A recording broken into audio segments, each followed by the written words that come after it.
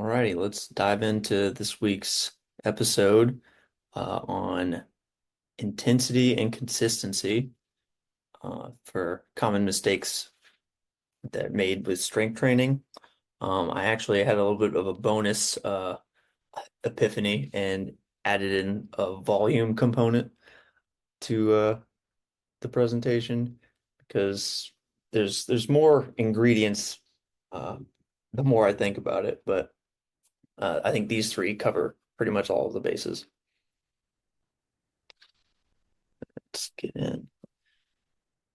All right, so the three variables in strength training I've identified are consistency, intensity, and volume. Consistency being how often you show up, intensity being how hard you're training, and volume is how much work you're doing. So think consistency being how many days a week, and intensity being how heavy are the weights that you're lifting, and then volume being like number of repetitions, or in the context of the this like 10,000 steps a day goal, like the 10,000 would be the volume.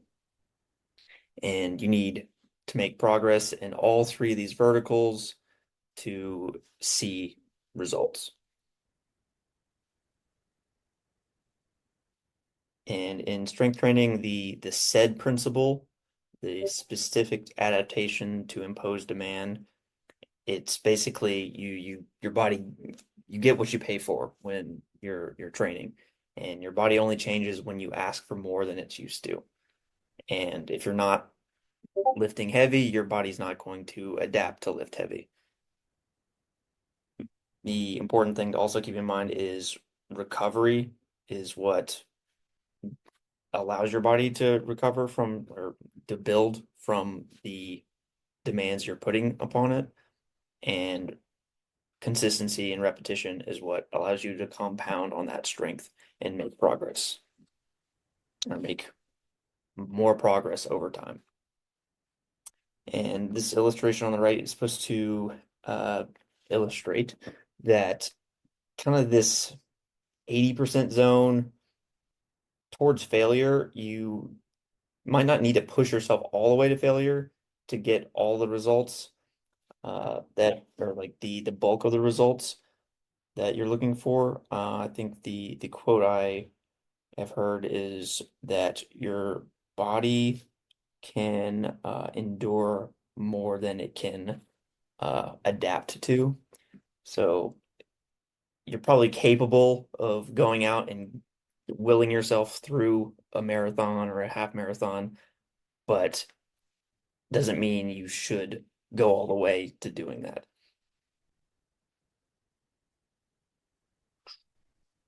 But the number one mistake I see in table strength training, or the lack thereof, is you're not training hard enough. And that either looks like you're doing the same weights every session, and your sets are ending when you're just bored or you get like slightly uncomfortable, and you always have 5 or more reps left in the tank. Uh, Sometimes this is due to just the lack of equipment. Um, that's why it's important to have access to heavy enough weights to lift heavy enough weights. I hesitate to say like what is optimal, but we'll say optimal is ending most working sets 1 to 3 reps away from failure, but finding failure safely is the issue that we have at hand, especially with uh, newer people to strength training. And that's why it's important to like work with a coach, or have like safety tools in place. That being like a really nice squat rack, um, or training with machines over like free weights, or just having a coach that can spot you, or just the education, knowing the proper form. Like that's I think covers all your bases for safety wise, just, and also just like knowing your limits. And it's hard to know your limits if you've never like pushed it before, but the equipment allows you to push it. And the concept of reps in reserve and RPE, or RPE being the rate of perceived exertion, and RIR is reps in reserve, and it's a way to kind of communicate how much you had left in the tank.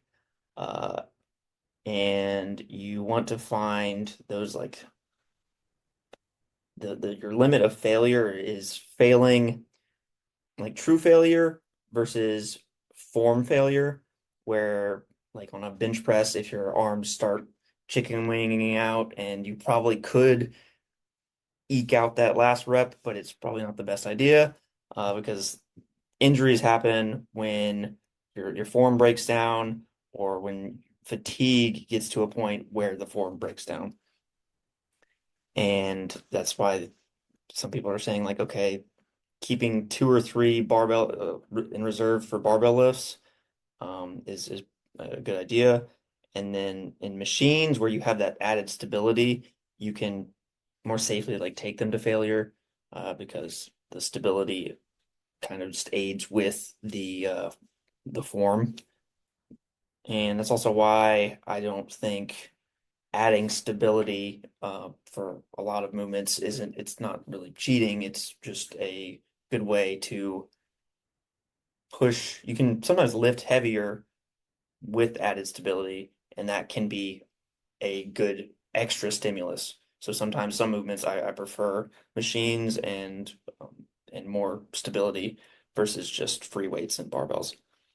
Another thing I like to train with is velocity-based training, and that kind of dictates the end of the set.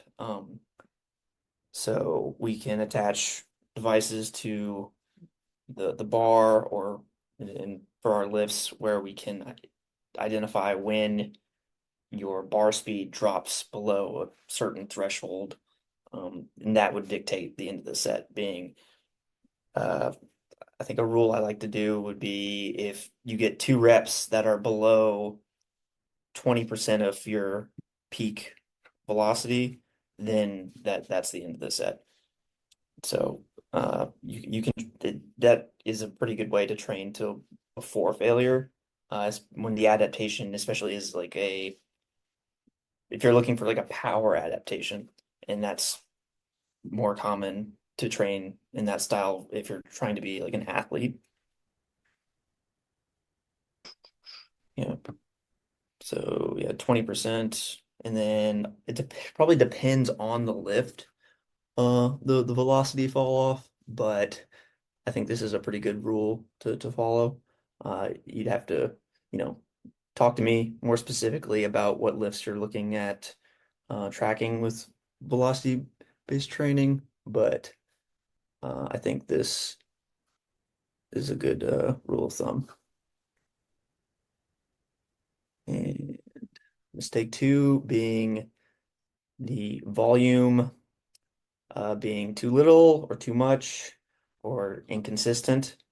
If it's too little volume, you're not doing anything. And uh, it's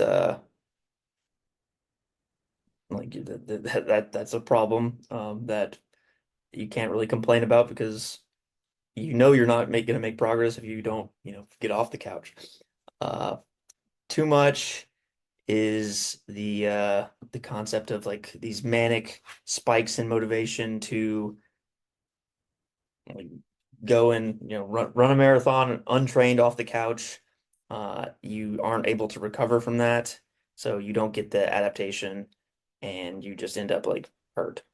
Um, and these like spikes in intensity could be more give you higher rates of injury, and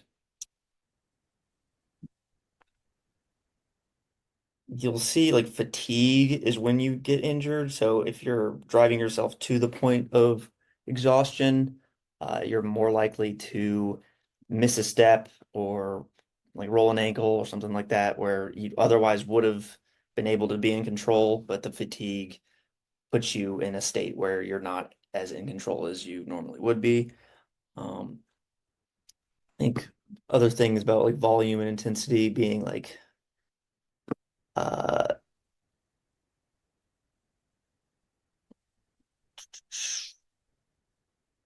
going back into this, not training hard enough, like if you do 10,000 jumping jacks, you probably would get really good at jumping jacks, but it's not really going to do much for you.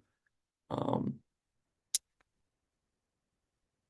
so that's uh, kind of what goes into this, the manic, high volume, low intensity uh, bouts of exercise that people get into. The introducing volume into your routine, uh, you want to ramp it on slowly, and that's why it's important to track either with an app or like a journal or something. Like this is how many sets I'm doing, and this is the weights I'm doing, so you can, or like having wearables is the easiest like thing to not have to think about.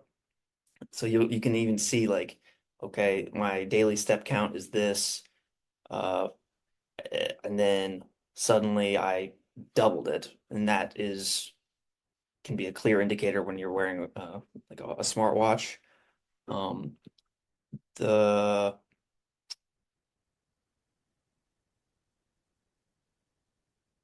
the rate at which I'd add in is it depends on your like your training age, so that's very individual. Um, we'd have to like dive into that on an individual basis and figure out how much we can add on to your daily or weekly training load. And the consistency and burst, kind of like the manic bouts of exercise being an all or nothing approach. And you always keep resetting down to your day one, your week one. If you're not consistent, if you don't set like a floor, that would be like a minimum of 2 training sessions a week, and tracking that and being consistent week after week and always hitting your floor, like never missing a two a week goal. But then if you do miss one, it's really not the end of the world because you don't detrain as fast as uh, people like you would believe. Like you kind of maintain your strength um, for a while after, not like if you go on vacation for 2 weeks, you're not gonna undo months worth of training. But it's good to have a floor, and so I suggested the 2 sessions a week every week.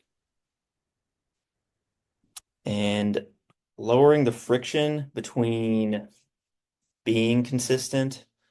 So the floor of setting the floor goal of 2 times a week, 30 to 60 minutes total, maybe even 90. Um, Other examples of lowering friction would be picking the closest gym, not the nicest gym. Conversely, if you feel like picking the nicer gym gives you more motivation to go and work out, then you do that. Um, Other thing would be to build the gym at home. The caveat with that is making sure you actually have the equipment and the weights that can give you the intensity that you need. A lot of people say they have a home gym. They don't really have a home gym. They just have some some dumbbells that go up to 15 pounds and some rubber bands, and that's just not enough to build muscle.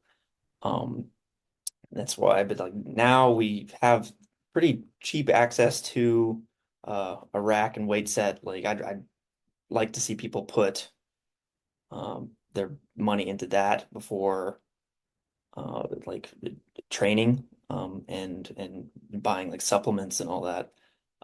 And there's other like more premium options like tonal, which can have that intense stimulation of 250 pounds or more, and it's but you pay a premium for the ease of access to it. But if that's going to actually get you to do the exercises, then I think it's worth it. Um, and that replaces like the gym subscription. It's better than a gym membership that you won't use. Some people like to just set a goal of X number of reps of whatever exercise per day, like say 50 push-ups a day. Sticking to that is a better than what most people do. So seeing your progress with like maybe like counting the first set till failure and then the, just counting out the rest of them, breaking up the rest of the sets, and then tracking how many it takes for you to get to failure for the first set is a good way to gauge your progress. And other things that you were gonna do anyway, like you had to park to go into work, park at the furthest parking spot, so you have to get more steps in. If you're gonna go to the gym, park at the farthest parking spot, so you have to walk all the way to the front door. Um, if you're going to go to the grocery store, park far away. It just when it makes sense to, you add it in there, take the stairs instead of the elevator. That's the same concept.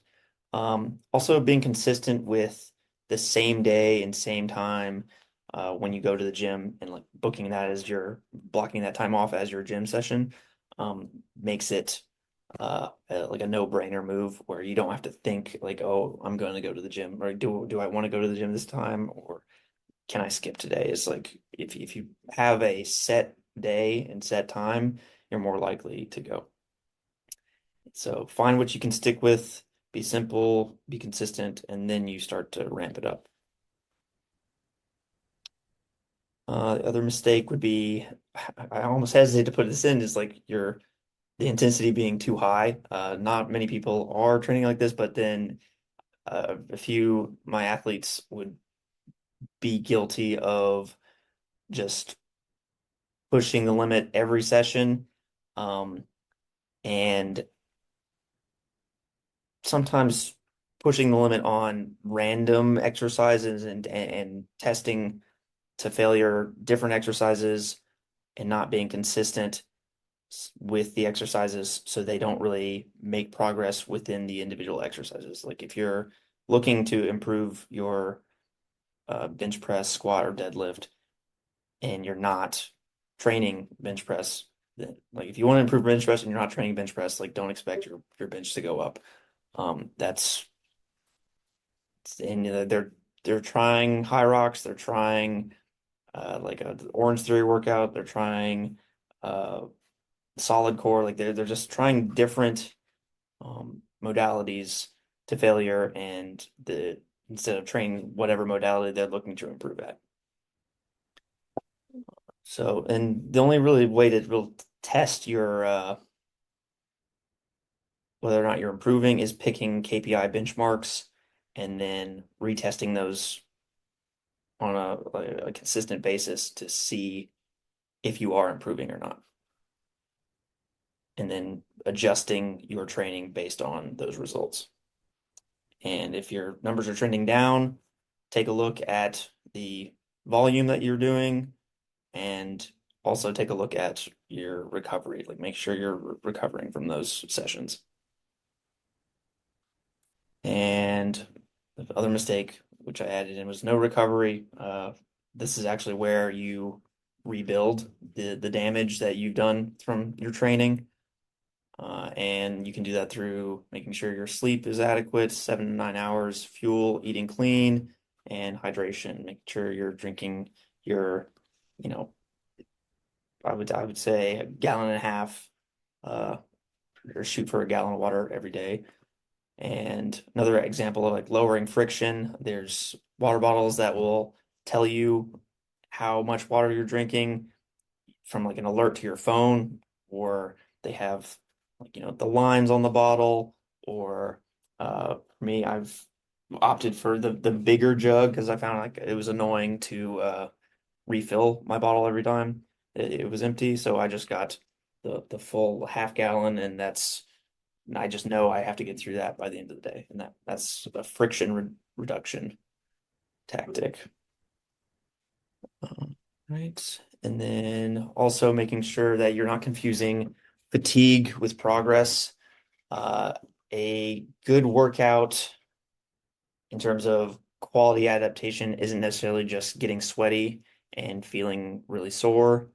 Um, it's picking the KPIs and actually tracking the output with data. Because like anybody can just go out and run and get sweaty and just feel exhausted, but if it might not actually be getting you stronger. And KPIs that you can track, but like this is more general approach. We get more specific with like, jump height and stuff like that. But tracking your top set load and reps and bar speed and the sleep quality and your resting heart rate score, and then gauging your like joint pain and everything, making sure that the pain that you feel isn't it's like a good pain of like muscle soreness and not joint soreness and that type of thing. And let's see. So yeah, that's the summary being intensity, volume, consistency, recovery, and the proof of the results. And yeah, we'll just recap. Intensity being ending sets 1 to 3 reps from failure, volume being your sets, reps, weights, and steps, and making gradual changes over time. Consistency being like finding a minimum viable uh, intensity of, or like what's the other phrase I would do?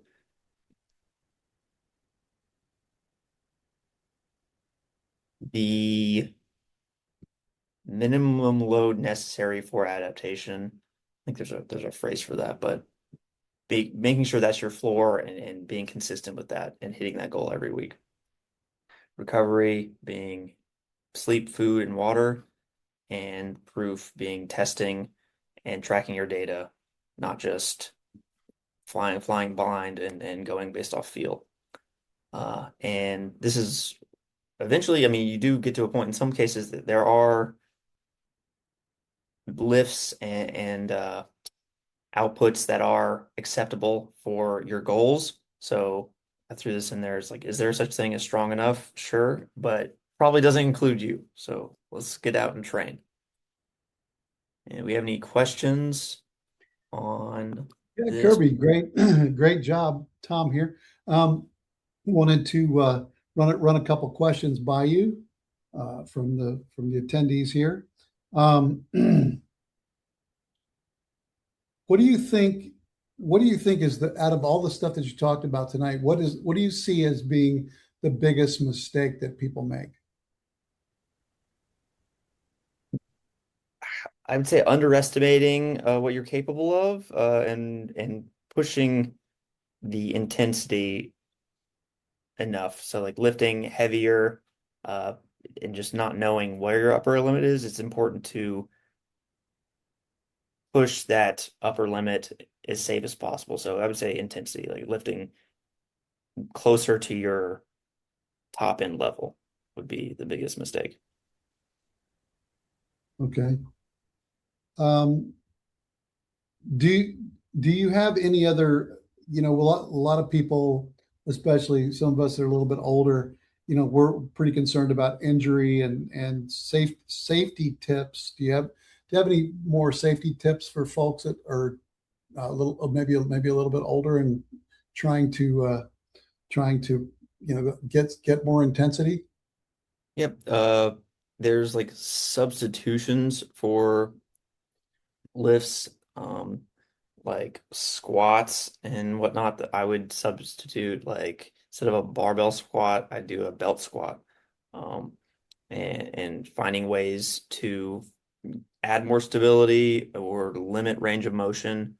So like a bench press, you could do like a floor press instead, or uh, deadlifting off of not from the ground, uh, and from like blocks or moving the safety spotter bars up and doing that range. Um, and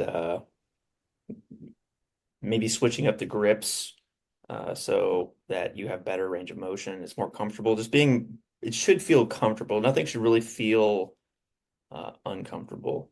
But that's like an individual basis. Okay, that's great.